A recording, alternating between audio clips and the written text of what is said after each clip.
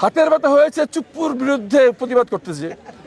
প্রিয় বন্ধুরা, এই মানুষটা বিগত ৮ বছর মন খুলে কথা বলতে পারে না। তিনি মন খুলে হাসতেও পারেন না।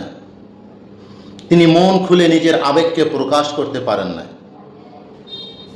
৮টি বছর তিনি আয়না ঘরে বন্দি জীবন কাটিয়েছেন। আজ তিনি খোলা ময়দানে জাতীয় সংসদে কথা বলছেন। আজকে তিনি হাসবে না তো হাসবে কে? আজকে তিনি মন খুলে কথা বলবে না তো বলবে কে? আজকে তিনি টেবিল ছাপড়াবে না তো ছাপড়াবে কে?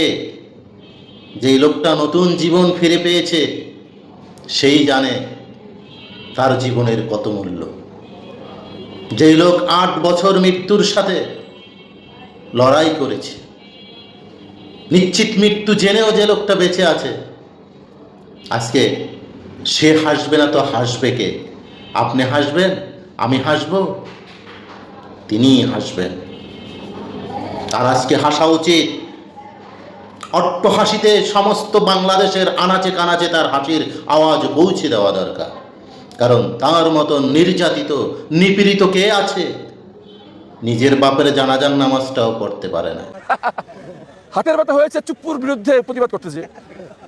জুলাই শহীদদের রক্তের উপর দাঁড়িয়ে এই ত্রয়োদশ সংসদে কোনো ফ্যাসিবাদের দোসরের স্থান হতে পারে না।